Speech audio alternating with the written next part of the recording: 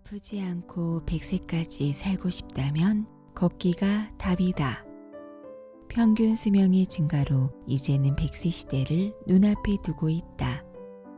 오래 사는 것보다 더 중요한 것은 건강하게 오래 사는 것이다. 잘 걸으면 신체 기관이 젊어지고 수명이 연장된다. 건강한 장수란 마지막까지 팔팔하게 걷는 것이다. 다른 사람에게 병수발을 시키기 싫다면 매일 걷자. 안녕하세요. 책의 소리를 담다 책소담입니다. 오늘 소개해드릴 책은 나가오 가즈히로의 병의 90%는 걷기만 해도 낫는다 입니다. 옮기니는 이선정, 출판사는 북라이프입니다. 걷기만 해도 병이 낫는다고? 말도 안 돼. 과장이 너무 심한 거 아니야? 누군가는 그런 말을 할지도 모릅니다. 저자는 이 질문에 답합니다. 조금 과장된 말이라도 어쩔 수 없었다고요. 걷기를 잊고 지내는 시대인 만큼 병의 90%는 걷기만 해도 낫는다는 마음으로 매일매일 걸었으면 하는 바람으로 이런 제목을 붙였다고 합니다. 책을 읽다가 재밌는 표현을 보았는데요. 팔팔 꼴까닥, 팔팔하게 살다가 꼴까닥 죽고 싶다는 말이라고 합니다. 물론 팔팔하게 살기 위해선 걷기가 필수라고 합니다. 이 책 부제이기도 합니다. 아프지 않고 100세까지 사는 하루 1시간 걷기의 힘. 독자 여러분의 팔팔 꼴까닥을 응원하며 이제 책의 소리를 담아 보겠습니다. 구독과 좋아요는 행복입니다. 식습관과 걷기만으로도 완치된다. 당뇨병, 고혈압, 고지혈증. 대표적인 생활습관병은 당뇨병, 고혈압, 고지혈증이다. 당뇨병이라는 진단이 나오면 의사는 우선 식이요법을 권한다. 최근에는 밥이나 빵 등의 탄수화물 식품과 단 것을 멀리하는 당질 제한식이 주목받는 추세다. 고혈압은 저염식, 고지혈증은 콜레스테롤 및 칼로리 제한식이 권장된다. 분명 생활습관병이기 때문에 병을 유발한 생활 방식을 바로 잡아야 하며 식생활 개선 없이는 다음 단계로 나아갈 수 없다. 단, 생활을 이루는 요소는 음식만이 아니다. 식사 이상으로 중요한 것이 바로 걷기다. 몸을 움직이지 않는 생활에 변화가 없다면 식사량을 줄이라는 조언을 따르고 싶어도 좀처럼 실천하기 힘들다. 잠시 떠올려 보자. 집에서 딱히 하는 일 없이 시간만 보내는 날일수록 배가 고프지도 않는데 자꾸만 먹을 것에 손이 가지 않는가? 현재 일본에서는 생활습관병을 조기에 발견하기 위한 메타보 검진이 전국적으로 실시되고 있다. 정식 명칭은 특정 건강 진사다. 복부둘레, 체질량 지수, 고혈압, 고지혈증, 고혈당, 흡연 습관의 유무를 살펴 생활습관병의 발병 위험이 높은 사람을 가려내는 것이 메타보 검진의 주요 내용이다. 남성은 복부둘레 85cm 이상, 여성은 90cm 이상이 진단 조건에 들어가기 때문에 배가 불룩 나온 사람에게 아이고 완전히 메타보네요 하고 짓궂은 농담을 건넬 만큼 메타보라는 말은 대중에게도 널리 알려졌다. 물론 나도 그중 한 사람이다. 심지어 초등학생도 메타보라는 단어를 알고 있다. 메타보, 즉 메타볼릭 신드롬을 일본에서는 내장 지방 증후군이라고 하는데 이 개념은 내가 근무했던 오사카 대학병원 제2내과에서 약 30년 전에 탄생했다. 메타보 검진은 처음 아마가사키시에서 실시한 것을 계기로 2008년부터는 전국적으로 확산되면서 전 국민이 의무적으로 받게 되었다. 아마가사키 시청의 노구치 미도리 보건사가 내장 지방에 집중해 시 직원의 건강검진과 건강지도를 실시한 결과 놀랄만한 성과를 거두자 국가정책으로 채택된 것이다. 내가 근무하던 병원에서 메타보라는 개념이 생겨났고 내가 운영하는 병원이 위치한 아마사키시에서 메타보 검진이 시작되었다. 게다가 메타보 검진이 처음으로 실시되었을 당시에 나는 아마가사키 내과의 협회 회장이었다. 양쪽 모두를 아주 가까이에서 지켜본 의사로서 만감이 교차한다. 대사증후군은 분명히 건강에 악영향을 끼치므로 메타보라는 말이 대중적으로 확산된 현상은 커다란 결실이다. 허리에 살이 붙으면 자신은 물론 타인도 쉽게 알아볼 만큼 복부둘레에 신경을 써야 한다는 의식이 싹트게 되었다. 그렇다면 메타보 검진 자체는 얼마나 큰 성과를 거두었을까?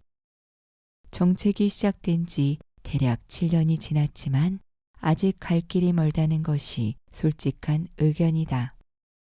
메타보 검진이 만족할 만한 실적을 올리지 못한 이유가 식사에 대한 지침은 중시된 반면 운동에 대한 지침은 부족했기 때문이 아닐까? 살이 빠지면 모든 수치가 정상으로 돌아온다. 벌써 30년도 지난 이야기지만 오사카 대학병원에서 수련의로 일할 무렵 메타보라는 개념을 창시한 마스자와 유지 교수의 지도를 받으며 비만 입원 환자의 주치의를 담당한 적이 있다. 비만 입원이란 살을 빼기 위한 입원으로 일명 다이어트 입원이라고도 한다. 몸무게가 100kg 이상인 환자가 병원에 입원해 약 4주에 걸쳐 체중을 감량한다. 입원 후 가장 먼저 실시하는 치료는 단기적인 칼로리 줄이기와 자전거 운동이다.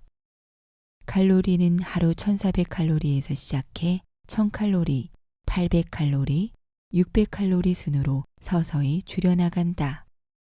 동시에 실내용 고정 자전거를 이용해 매일 운동을 한다.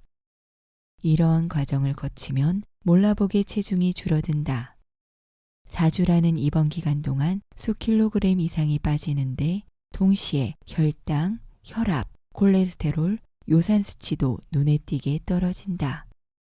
비만 입원 환자를 담당했던 당시에도 체중 감량이란 대단하구나. 생활습관병이 몰라보게 좋아졌어 하고 깜짝 놀랐던 일을 기억한다. 비만 체형이면서 혈압, 혈당, 콜레스테롤 등이 높은 사람은 체중만 조절해도 관련 수치가 눈에 띄게 낮아진다. 다만 근육 손실 없이 체중을 감량하기란 의외로 쉽지 않아서 급격하게 체중을 감량하면 요요 현상을 겪기 쉽다.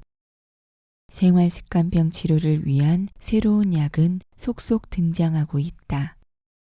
현재 당뇨병 치료제는 대략 7개통이 있고 신약도 계속 개발 중이다. 그러나 약을 복용하기보다 체중을 먼저 감량해야 한다. 체질량 지수 30에 혈당치가 높은 사람이 체질량 지수를 25 이하로 떨어뜨리면 혈당치도 확연히 내려간다. 단지 체중만 조절하면 되는데도 아무런 노력 없이 인슐린 투여만 고집하는 사람도 있다. 고혈압 환자 역시 혈압 강화제를 서너 종류나 복용하는 사람이 있는데 약으로 혈압을 낮췄다고 해서 나았다고 볼 수는 없다. 진정한 의료란 원인을 밝혀 병을 낫게 하는 것이다. 약에 기대지 않고 본질에 다가가 병의 뿌리를 뽑아야 한다. 비만이 문제라면 체중을 조절한다는 단순한 원리다. 그리고 살을 빼려면 움직이기, 즉 걷기를 빼놓을 수 없다. 빈곤과 무지가 아이들을 비만으로 내몰고 있다. 최근 빈곤과 비만의 상관관계가 사회 문제로 떠오르고 있다. 일본인 중에는 비만이 없다는 말이 있지만 이제는 옛말이 되었다. 야간 고등학교에 의료 업무를 위탁받은 학교이로서 매해 전교생을 대상으로 건강검진을 실시하다 보면 비만 학생이 상당히 많다는 사실에 깜짝 놀라곤 한다. 아이들은 언제부터 이렇게 살이 쪘을까? 때로는 100kg이 넘는 학생도 있다. 비만에는 몇 가지 원인이 있는데 특히 아이들에게는 대물림되는 잘못된 생활 습관이 심각한 문제다. 비만 체질은 단순히 유전적인 요인은 아니다. 더 큰 문제는 살찌기 쉬운 생활 습관을 이어받는다는 점이다. 그리고 그 배경에는 빈곤이 뿌리 깊게 박혀 있다. 소득이 낮을수록 비만율이 높고 소득이 높을수록 비만율이 낮은 현상은 외국에서도 자주 발견된다. 결국 빈곤이 비만을 부른다는 뜻인데 빈곤이라는 말은 무지라고 바꿔 말해도 의미가 통한다. 무엇이 건강을 해치는지 모르기 때문에 잘 걷지 않고 정크푸드로 끼니를 때우는 사람이 많다. 실제로 후생노동성에서 실시한 2010년 국민건강영양조사에 따르면 세대 소득이 낮을수록 운동을 멀리하고 채소 섭취량이 적으며 비만 여성이 많다는 사실이 밝혀졌다. 부모가 건강에 무지하면 아이들도 부모와 똑같은 생활 방식을 물려받는다. 그 결과 아직 고등학생인데도 100kg이 넘는 비만에 이르거나 생활습관병이 나타나기도 한다. 가정환경이 아이의 운명을 결정짓지 않도록 어릴 때부터 학교에서 건강교육을 실시해야 한다. 이는 최근에 더욱 절실히 느끼고 있다. 내가 학교 의료 업무를 위탁받은 야간고등학교에서는 약 10년 전부터 전교생을 대상으로 건강 수업을 실시하고 있다. 덕분에 특별 수업이라는 형식을 빌려 1년에 여러 번 학생들에게 이야기할 기회를 얻는다. 이렇게 건강 수업이 많아진 계기는 어느 해의 건강검진이었다. 아직 만으로 15살인데 척추가 휜 아이, 외국에서 마주칠 법한 초고도 비만 체형인 아이, 이미 생활습관병이 진행된 아이를 진단했다. 눈앞에서 이러한 결과를 확인하니 1년에 한두 번으로는 부족하다. 본격적으로 수업을 해야겠다는 생각이 들어 수업 횟수를 늘리게 됐다. 자원봉사로 진행하는 수업이지만 아이들의 장래를 조금이라도 좋은 방향으로 이끌고 무지로 인해 발생하는 질환을 줄일 수 있다고 생각하면 동네 의사로서 더할 나위 없는 보람을 느낀다. 마음 같아서는 유아기부터 건강 수업을 도입하고 싶지만 당장 실행하기에는 무리가 따를 것이다. 그러나 적어도 초등교육 과정부터 건강이라는 과목을 만들어 비만이 왜 나쁠까? 어째서 비만이 생길까? 등을 철저히 가르쳤으면 한다.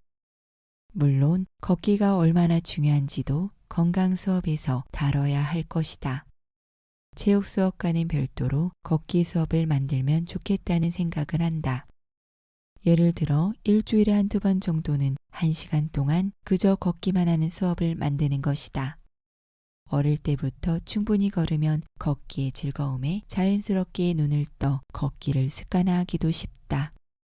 걷기를 잊고 살다 보면 비만도가 높아져 메타보 검진에서 관리 대상으로 분류될 가능성이 높아진다. 치료를 위해 의사에게 약을 처방받지만 차도가 없다는 느낌에 흐지부지 복용을 중지하고 그대로 중년이 된 후에는 뇌경색이나 심근경색을 일으켜 갑자기 쓰러지거나 암이나 치매가 발병할 수도 있다. 이 모든 일의 근원인 생활습관병을 예방하는 가장 좋은 대책은 역시 걷기다. 똑바로 걸어야 치료 효과가 있다. 나는 걷기 전문가가 아니다. 그저 의사로서 매일같이 환자들에게 걷기를 권하는 만큼 어떻게 걸어야 좋은지 내 나름대로 열심히 공부해왔다. 이번 장에서는 동네 의사로 근무하면서 환자를 만날 때마다 전하는 이야기와 한정된 치료 시간에는 충분히 설명할 수 없지만 누구나 꼭 알았으면 하는 정보를 소개한다. 나는 환자를 진찰할 때 반드시 신체 여기저기를 만져본다. 으악! 하고 당혹스러워하는 분이 계실지도 모르지만 만져서 진료하는 족지는 정말로 중요한 진료 방법이다. 최근에는 혈액검사, 화상검사 등 다양한 검사 수단에 의존하며 꼼꼼히 촉진하지 않는 의사가 늘고 있지만 촉진이야말로 진찰의 기본이다. 뼈가 삐뚤지는 않은지, 근육의 양이나 탄성이 적절한지 등을 살피며 정성스럽게 촉진하면 그 환자가 평소에 얼마나 걷는지도 짐작할 수 있다. 나아가 인생의 어느 단계에 있는지도 대강 알게 된다. 사실 환자가 진료실에 들어와 내 앞에 놓인 의자에 앉을 때까지 걷고 서는 자세에서 이미 연령과 노화 정도가 드러난다. 본인이 서고 걷는 모습을 본 적이 있는가? 외출을 준비하며 옷 매무새를 확인하려고 전신 거울을 보는 사람이 많다. 그때 옷뿐만 아니라 어떤 자세로 서 있는지도 찬찬히 살펴보기 바란다. 가만히 서 있는 모습을 디지털 카메라나 휴대폰 카메라로 촬영해도 좋다. 자기 자신은 아무 이상 없다고 느끼더라도 객관적으로 관찰하면 똑바로 서지 않는 사람이 상당히 많다. 연배가 있는 여성 중에는 등과 어깨가 구부정하고 고개를 앞으로 쑥 내민 자세에 배에 힘이 들어가지 않아 아랫배가 볼록 나온 분들이 많다. 혹시 내 얘기네? 라는 생각이 들지 않는지? 반면 남성은 중년이 될수록 배 둘레에 차곡차곡 내장 지방이 쌓이는데 등이나 허리를 젖히는 바람에 배가 앞으로 튀어나와 더욱 빵빵해 보이곤 한다. 이런 자세로 서면 무게중심이 뒤로 쏠리므로 구두 뒷굽이 닳기 쉽다. 평소에 구두의 뒷굽만 다 의아했다면 자세를 교정해보자. 상체를 뒤로 젖히면 척추에 부담을 주기 때문에 요통의 원인이 된다. 또한 복근을 거의 사용하지 않기 때문에 복부 주변에 지방이 붙기 쉬워서 점점 배가 나온다. 본인은 깨닫지 못하더라도 한쪽으로 무게중심이 쏠린 사람도 있다. 좌우 균형이 맞지 않으면 횡단보도에서 신호를 기다리거나 승강장에서 지하철을 기다리며 자기도 모르게 한쪽 다리에만 중심을 싣고 서는데 이는 무릎이 상하는 원인이 된다. 익히 알고 있듯 오른발과 왼발의 구두 밑창이 균등하게 닳지 않는다면 무게중심이 한쪽으로 기울어졌다는 뜻이다. 몸에 불필요한 부담을 주지 않고 올바르게 서려면 지금까지 설명한 자세와 정반대로 하면 된다. 즉, 턱을 가볍게 당기고 어깨가 굽지 않도록 가슴을 앞으로 조금 내민다. 등과 허리를 앞으로 구부리거나 뒤로 젖히지 말고 곧게 편다. 배를 앞으로 내밀지 않는다. 마지막으로 좌우 다리에 균등하게 체중이 실리도록 똑바로 선다. 바른 자세에 대해 달리기 코치이자 마라톤 해설자로 큰 인기를 모은 제일 한국인 김철원 전 육산 선수는 몇 가지만 주의하면 된다고 지도한다. 배꼽 아래 부분인 단전, 팔과 몸통을 연결하는 부위에 있는 견갑골, 그리고 골반을 의식하라는 것이다. 그러면 앞서 소개한 바른 자세를 잡을 수 있다. 정리하자면 단전, 견갑골, 골반만 의식하면 자연스럽게 턱, 어깨, 가슴, 등, 배, 허리, 다리의 위치가 바로 잡히는 것이다. 골반을 앞으로 기울여라. 앞서 바르게 서기 위해 단전, 견갑골, 골반을 의식해야 한다고 설명했는데 골반을 조금 앞으로 기울인다는 대목에서 고개를 갸우뚱하는 사람도 있을 것이다. 애당초 골반을 움직일 수 있을까? 일상생활에서 일부러 골반을 움직일 일은 거의 없다. 따라서 이해하기 어려운 동작이므로 간단히 보충한다. 골반은 허리 부분의 모든 뼈를 총칭한다. 구체적으로는 좌우 2개의 볼기뼈와 그 가운데에 있는 1개의 엉치뼈를 더한 3개의 뼈로 구성된다. 참고로 좌우의 볼기뼈가 이어진 모습을 가리켜 하트 모양, 나비의 날개 모양이라고도 한다. 몸통이 골반 위에 놓이기 때문에 골반은 상반신과 하반신의 움직임을 연결한다. 그런데 왜 골반을 조금 앞으로 기울이는 편이 좋을까? 골반이 뒤로 누우면 배와 엉덩이에 힘이 들어가지 않고 골반이 부드럽게 움직이지 않는다. 골반이 유연하지 않으면 그 아래 이어진 다리만으로 걷기 때문에 고관절과 무릎 관절에 불필요한 부담을 주게 된다. 골반이 유연하지 않으면 그 아래 이어진 다리만으로 걷기 때문에 고관절과 무릎 관절에 불필요한 부담을 주게 된다. 골반을 조금 앞으로 기울이려면 어떻게 해야 될까? 김철원의 말에 따르면 단전에 힘을 준 상태에서 항문을 조이고 엉덩이를 위로 올리면 된다. 직접 해보면 확실히 골반이 살짝 앞으로 기울어서 허리 주위가 시원해지는 느낌이 든다. 이것으로 골반을 앞으로 살짝 기울이는 감각이 충분히 전해졌기를 바란다. 한편 외래진찰을 하다 보면 골반이 틀어졌다며 걱정하는 환자도 많다. 접골원에 갔더니 골반이 뒤틀렸대요. 정형외과 선생님이 골반이 삐뚤어졌다고 하셨어요. 이렇게 말하며 어두운 얼굴로 진료실에 들어서고는 한다. 출산 전 골반이 뒤틀려서 아기가 나오기 힘들어요 라는 말을 들은 뒤 계속 마음에 담아둔 환자도 있었다. 하지만 어느 정도 나이가 들면 누구든 골반이 틀어진다. 골반이 뒤틀렸다는 말에 상심하는 환자에게는 괜찮아요. 골반은 다들 뒤틀려 있어요. 보세요. 저는 더 심해요. 하고 내 허리를 보여준다. 나는 실제로도 허리가 좋지 않아서 자주 접골원을 찾는데 그때마다 반드시 골반이 삐뚤네요 라는 말을 듣는다. 네, 날 때부터 삐뚤어졌어요. 성격도요. 같은 농담으로 대받으면 자연스럽게 대화가 끝난다. 뒤틀렸다는 말은 그렇다고도 아니라고도 단정짓기 힘든 알쏭달쏭한 표현이다. 모든 환자에게 하는 말인가 싶을 때도 있다. 원래 60, 70 고개를 넘기고 꼿꼿한 사람은 없다. 그래도 걸을 수 있다. 뒤틀려 있어도 크게 문제되지 않으니 여유롭게 고정한다는 마음으로 바른 자세를 유지하면 된다. 단전에 힘을 주고 항문을 조이고 엉덩이를 올린다.